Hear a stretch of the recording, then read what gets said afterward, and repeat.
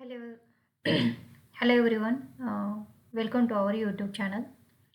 So हा जो chapter आहे हा एक नंबरचा चॅप्टर आहे ज्याचं नाव आहे integration. So what is integration म्हणून एक मी व्हिडिओ काढलेला आहे जो तुम्ही इंटिग्रेशन म्हणजे काय जर बघायचं असेल तर तो तुम्ही जाऊन बघू शकता. ॲक्च्युली चॅप्टरची सुरुवात जी आहे ती मी आज करते या व्हिडिओपासून. इथे इंटिग्रेशन तर आपण फक्त सिम्बॉल बघणार आहोत की सिम्बॉल काय आहे. तर हा जो सिम्बॉल आहे इंटिग्रेशनचा हा सिम्बॉल कसा दाखवला जातो बघा. हा जो सिम्बॉल आहे तो असा आहे इंटिग्रेशन. हा integration F of x into D X हे असं लिहिलं जातं. हा जो स्ट्रेच डी एस दिसतोय का, हा जो हे जे सिम्बॉल आहे ते आहे इंटिग्रेशनचं सिम्बॉल आणि हा आहे रीड कसं करणार integration of F of x into D X किंवा integration of F of X with respect to X असंही तुम्ही रीड करू शकता. आणि होल जी इंटायर टर्म जे दिसते त्याला डिनोट केलं जातं आयने. I means integral. ही होल टर्म जी आहे याला इंटायर टर्मला काय बोलतो आपण इंटिग्रल आणि ही डिनोट कशाने करतो आयने. म्हणजेच रीड कसं करणार I is equals to integration of F of x into D x. Okay, so याच्यामध्ये एवढंच लक्षात ठेवण्याची गरज आहे. त्याच्यानंतर आपण डायरेक्टली फॉर्म्युला बघूया. जे स्टँडर्ड फॉर्म जे आहेत थोडेच दिलेले आहेत मी आत्ता, कारण तुम्हाला एकदम जास्त नाही दिले. जे छोटे आणि इम्पॉर्टंट आहेत सध्याच्या व्हिडिओसाठी ते मी देते आणि स्टेप बाय स्टेप मी तुम्हाला सगळे फॉर्म्युले देईल. सो आता हे जे स्टँडर्ड फॉर्म दिलेले आहेत फक्त 6च फॉर्म्युले दिलेले आहेत आणि त्याच्यानंतर आपण लगेच फॉर्म्युले त्याच्याशी रिलेटेड एक्झाम्पल जे असतील तर ते आपण सॉल्व करूया. ओके, हा स्टँडर्ड फॉर्म ऑफ इंटिग्रेशन म्हणजेच हे फॉर्म्युले आहेत. ओके, सो विदाउट फॉर्म्युले तुम्ही इंटिग्रेशन चॅप्टर करू शकत नाही, त्याच्यामुळे फॉर्म्युले हे तुमचे लक्षातच पाहिजेत. ओके, सो हे काय आहे पहिलं बघा. Integration of 1 into D X किंवा इंटिग्रेशन डी एक्स जरी लिहिलं ना, इंटिग्रेशन डी एक्स तरी त्याचा आन्सर येणार आहे x. Integration of 1 D x जरी म्हटला तुम्ही आणि इंटिग्रेशन डी एक्स तर त्याची व्हॅल्यू येणार आहे एक्स प्लस सी. लक्षात आलं. Integration of 1 into D x is what x. म्हणजे लक्षात कसं ठेवायचं इंटिग्रेशन 1 तर इंटिग्रेशन काय तर एक्स येतं. ओके, आता integration of k into D x याचं इंटिग्रेशन काय आहे तर हा जो के आहे का हा जो आहे तो के कॉन्स्टंट असतो, तो के बाहेर आला आणि इंटिग्रेशन ऑफ डी एक्स राहिला. आता इंटिग्रेशन ऑफ डी एक्स आपण पाहिलेलं आहे अगोदरच काय आहे एक्स आहे. सो काय लिहिणार आपण final integration of k into x plus c. Okay, हा झाला तुमचा integration of k into d एक्सचा हा फॉर्म्युला झाला. आता बघा most important formula integration of x raise to n into D x. Integration of x raise to n into D x म्हणजेच काय येतं बघा एक्सची पॉवर काय आहे एन. सो इथं काय येणार x raise to n plus 1 divided by n plus 1 plus c. आपण डेरिव्हेटिव्हमध्ये काय करत होतो एन हा पॉवर पुढे जाते आणि x raise to n minus 1 करत होतो. पण इंटिग्रेशनमध्ये इंटिग्रेशन म्हणजे इन्क्रीज. ओके, इन्क्रीज म्हणजे वाढत जाणं. सो इथं कसं लक्षात ठेवायचं x raise to n plus 1 divided by n plus 1. Okay, so आता मी याची एक्झाम्पल पण तुम्हाला इथेच लगेच घेऊन दाखवेल. आता 4th नंबरचा काय आहे integration of 1 upon x into D x. याचं डायरेक्ट काय येतं log of x plus c. Okay, integration of e raise to x is what e raise to x plus c. आणि लास्ट वन काय आहे integration of a raise to x. Okay, a raise to x into D x is what a raise to x divided by log a. ही जी term आहे काय ए ही इथं log ए म्हणून घेतलेली आहे प्लस सी. ओके, सो आता इथं बघूया आपण की हा जो याचं एक्झाम्पल बघूया डायरेक्टली. इथं integration of 1 into D x इथं डायरेक्टलीच एक्स प्लस 1 आहे. इथं काही तुम्हाला एक्झाम्पल नाही आहे. आता इथे तुम्हाला एखादं एक्झाम्पल मी दिलं integration of k into D x. आता समजा तुम्हाला असं म्हटलं इंटिग्रेशन ऑफ 3 डी एक्स म्हटलं तर तुम्ही कसं लिहिणार हे 3 म्हणजेच काय झालं के इज कॉन्स्टंट ना. या फॉर्म्युल्यानुसार काय आहे 3 into integration of D x येणार बरोबर. मग हे सॉल्व कसं करणार 3 into integration of D x काय असतं 1 डी एक्स काय असतं एक्स असतं बरोबर. सो एक्स प्लस सी असं येणार याचं. हा एक्स रेस टू एनचं काय येणार बघा एन हा काय आहे एन कॉन्स्टंट नंबर आहे. नंबर असेल किंवा ई देतील के देतील काय हे देतील कॉन्स्टंट. इथं याला व्हेरिएबल लागलेला दिसत नाही आहे. दिसतंय एक्स रेस टू एन आहे. इथं x raise to n into x दिले का नाही आहे. So x raise to n जर दिलं तर त्याचा formula x raise to n plus 1 upon n plus 1. याचा सपोज मी integration of x raise to 3 दिलं बरोबर इंटू डी एक्स. लक्षात ठेवा इंटिग्रेशन ज्या वेळेला साईन लिहितो त्यावेळेला आपल्याला इंटिग्रेशन जेव्हा लिहितो त्यावेळेला DX लिहिणं मस्टच आहे. लक्षात आलं? इंटिग्रेशन फक्त x³ लिहिलं आणि DX लिहायचं विसरून गेलं तर तुम्हाला पेपरमध्ये मार्क मिळत नाहीत. लक्षात आलं? सो हे विसरू नका.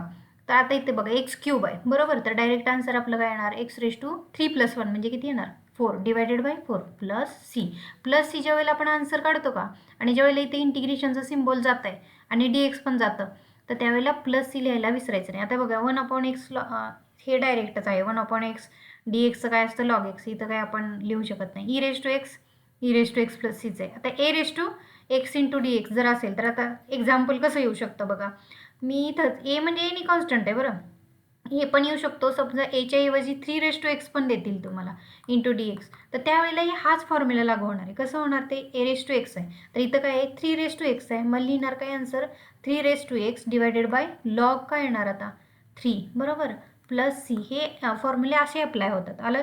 थोडं तरी लक्षात आलं असेल आता तुमच्या. आपण फॉर्म्युले आणि एक्झाम्पल डायरेक्टली आपण आता बघणार आहे त्यावेळेला तुमच्या अजून तो कन्सेप्ट क्लिअर होऊन जाईल. ओके.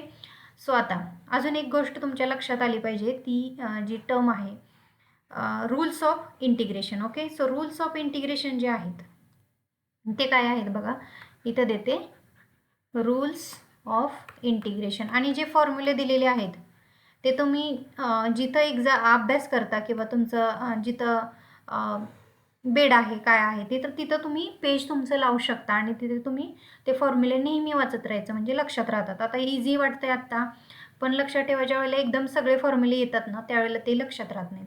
आता रूल्स ऑफ इंटिग्रेशन, पहिला रूल काय आहे बघा, इंटिग्रेशन ऑफ k × f(x) म्हणजे बघा x देतील, sin x देतील.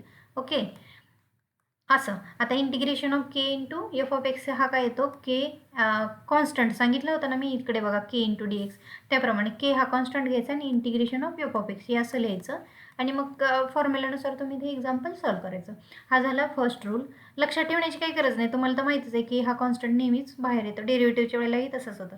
आता इंटिग्रेशन ऑफ बघा दुसरा फॉर्म्युला जो आहे तो बघा f(x) प्लस किंवा मायनस कुठलाही साईन देतील इंटू g(x) ± हा क्लोज ब्रॅकेट इंटू dx. तर याच्या वेळेला काय येणार आहे बघा, याचा तुमचा फॉर्म्युला हा येणार आहे इंटिग्रेशन सेपरेट द्यायचं. कशाला, हा f(x)ला सेपरेट आणि g(x)ला सेपरेट, म्हणजेच काय ॲडिशन आणि मायनस साईन असेल त्यावेळेला कसं येणार इथं मग इंटिग्रेशन f(x) आणि इंटिग्रेशन साईन आलं की आपण कंपल्सरी काय देतो dx देतो. प्लस किंवा मायनस दोन्हीतलं कुठलंही आलं तरी चालेल. पुन्हा सेपरेट इंटिग्रेशन ह्या दुसऱ्या g(x) into dx. Okay. So हे झाला रूल ऑफ इंटिग्रेशन. आता हे रूल ऑफ इंटिग्रेशन आणि हे जे फॉर्म्युले आहेत येथे लक्षात, हे फॉर्म्युले तुम्ही पाठ करा. या फॉर्म्युल्यानुसार आपण आता एक्झाम्पल बघूया. ओके. ठीक आहे. आत्ताच आपण काय पाहिलं होतं, rules of integration. So how to solve this type of integration. बघा अगोदर हा इंटिग्रेशनचा प्रॉब्लेम बघून घ्यायचा. बघा e⁻x एकच टर्म आहे, प्लस दिले, इथे पण प्लस दिले आणि इथं पण काय दिलेलं आहे प्लस दिलेलं आहे. तर आपण बघा काय करणार आता, सॉल्व कसं करायचं. आता हे तुमचं फर्स्टच एक्झाम्पल आहे. कसं लिहायचं असतं बघा, पेपरला असू देत किंवा तुम्ही सॉल्व कसं करणार, लेट i = लिहायचं. आय म्हणजेच काय होल इंटिग्रल, मी सांगितलं होतं की नाही इंटिग्रल पूर्ण जे एंटायर टर्म असते त्याला आयने डिनोट करतो, म्हणून i = पहिलं काय लिहून द्यायचं, जे दिलेलं आहे ते एक्झाम्पल लिहून घ्यायचं. e⁻x + a⁻x plus x⁻a plus a⁻a. Okay. Bracket complete into dx. I आहे, आयने डिनोट करायचं. ठीक आहे. आय मीन्स इंटिग्रल, ही सगळी पूर्ण व्हॅल्यू. आता ठीक आहे, आता आपल्याला काहीच माहिती नाही की काय करायचं, पण आपल्याला आत्ता रूल कोणता पाहिला, ॲडिशन किंवा मायनस साईन असेल आणि अशा टर्म दिलेल्या असतील तर आपण काय करणार, सेपरेट इंटिग्रेशन प्रत्येक टर्मला देणार. मग ते कसं दिलं होतं, इंटिग्रेशन ऑफ पहिली टर्म कोणती आहे e⁻x इंटू काय येणार इथं dx. मिडल साईन आता बघा इथं प्लस आहे म्हणून मी इथं प्लस दिले. इंटिग्रेशन ऑफ दुसरी टर्म कोणती येणार आहे e⁻x into dx plus integration of पुढची टर्म कोणती आहे x⁻a. Okay. Into dx plus पुढची साईन कोणती आहे integration of a⁻a into dx. Okay. So असं लिहून घेतलं. आता त्याच्यानंतर बघा e⁻xचे इंटिग्रेशन आपण पाहिले. ओके. इकडे बघा e⁻xचे इंटिग्रेशन काय दिसतंय, e⁻xच दिसतंय, प्लस सी आहे बरोबर.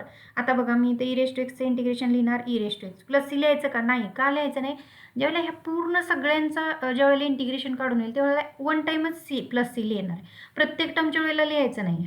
ठीक आहे. ओके. आता नेक्स्ट टाईम a⁻x. आता a⁻xचा पुन्हा एकदा बघा इथं a⁻xचा लास्टला फॉर्म्युला काय दिला होता, a⁻x dx म्हणजे काय a⁻x divided by log A. Okay, so आपण इथं काय करूया, A raise to x divided by log A plus C लिहायचं का, नाही लिहायचं. Okay, X raise to A. आता बघा, एक्स रेज टू ए मी फॉर्म्युला कोणता शिकवला होता, एक्स रेज टू एनचा शिकवला होता. पण एन आलं काय, ए आलं काय, ते तरी पण चालतं. इंटू डी एक्स असेल तर काय फॉर्म्युला होता, x raise to n plus one upon n plus one. Okay, plus c. Right, म्हणजे इथं काय एक्स रेज टू ए आहे एनच्या ऐवजी, म्हणजे इथं काय येणार आपला फॉर्म्युला,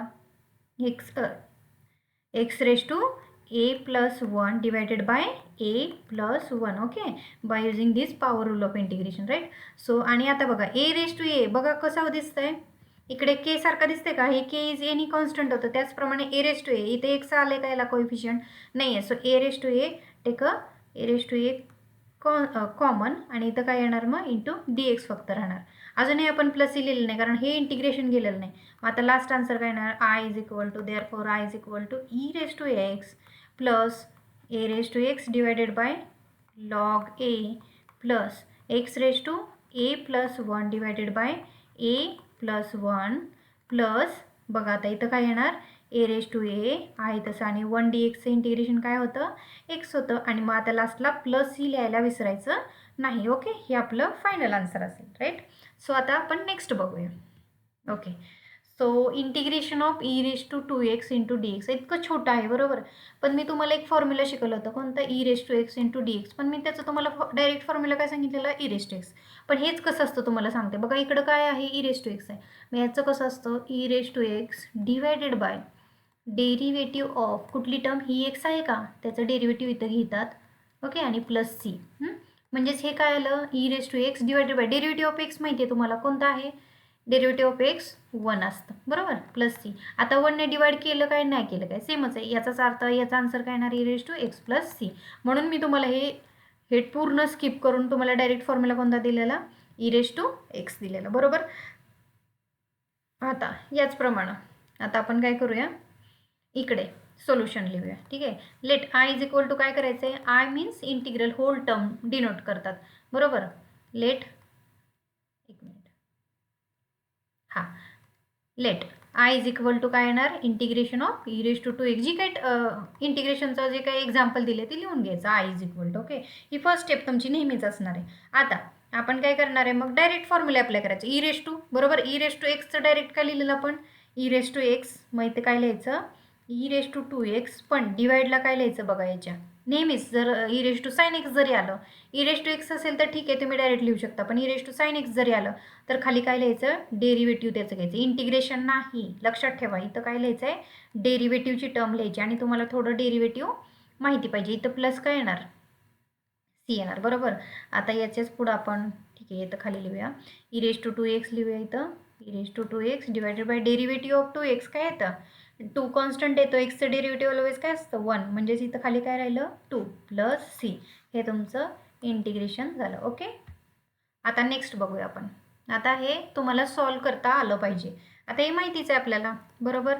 आत्ताच आपण सोडवल्याप्रमाणे काय केलेलं, let I is equal to आपण काय केलं, इंटिग्रेशन ऑफ आहे ती टर्म लिहून घेतली. म्हणजेच कशी लिहायची, ही असं plus A raise to x plus A raise to A. एकदम सिम्पल आहे, आत्ताच आपण सॉल्व केलेलं त्याचप्रमाणे. पण तुम्हाला समजावं म्हणून मी हे सोपे एक्झाम्पल पहिल्यांदा घेतलेत. आता बघा, मिडल साइन कोणता आहे, ॲडिशन आहे. Okay, so by using rule of integration काय करणार आपण, प्रत्येकाला काय करणार, इंटिग्रेशन सेपरेट देणार. डायरेक्ट फॉर्म्युला यूज करायचा नाही. हे असं दिसेल तेव्हाच फॉर्म्युला यूज करता येतो. इथं काय येणार, A raise to x into D X. हे लिहायला विसरायचं नाही, डी एक्स, अदरवाईज तुमचे ते मार्क जातात. ठीक आहे.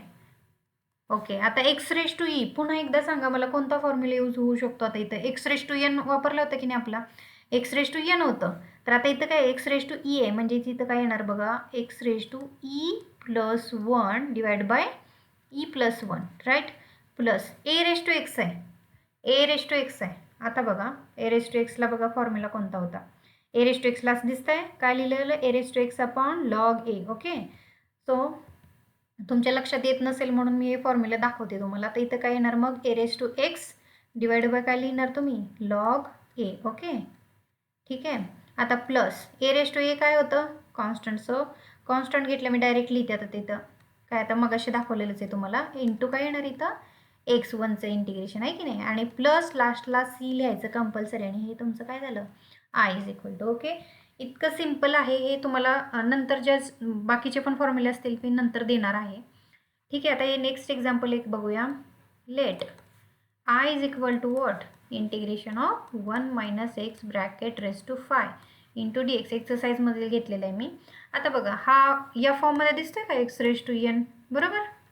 हा काय असतो x raise to n plus 1 divided by n plus 1. जर इथं 2 असतं तर ए मायनस बी ब्रॅकेटचा स्क्वेअरचा फॉर्म्युला आपण अप्लाय केला असता. पण 1 minus x bracket raise to 5, तर ब्रॅकेट रेस टू 5चा कुठे आपल्याकडे फॉर्म्युलाच नाही आहे, तर आपल्याकडे हा फॉर्म्युला आहे ना एक्स रेस टू एनचा. मग आपण काय करूया, इथे याचा फॉर्म्युला आता डायरेक्ट जेव्हा आपण फॉर्म्युला अप्लाय करतो त्यावेळेला इंटिग्रेशन द्यायचं असतं का, नाही द्यायचं. म्हणजे तिथं काय लिहिणार तुम्ही, 1 मायनस, बघा 2 स्टेपच तुमचं आन्सर असतंय. 5 प्लस 1 डिवायडेड बाय पुन्हा एकदा काय लिहिणार 5 प्लस 1. पण आता इंटिग्रेशनचं साईन काढलं, याचा अर्थ प्लस सी द्यायचा. ठीक आहे, मग फायनल आन्सर हे लिहिलं तरी चालेल, किंवा 1 minus x bracket raise to 6 divided by 6 plus c झालं. ओके, सो समजलं असेल तर लाईक करा, आणि नेक्स्ट व्हिडिओमध्ये अजून थोडेसे कॉम्प्लेक्स व्हिडिओ जे असतील, कॉम्प्लेक्स इंटिग्रेशन असतील ते आपण सॉल्व करण्याचा प्रयत्न करूया. थांबूया इथेच. Okay, so thank you.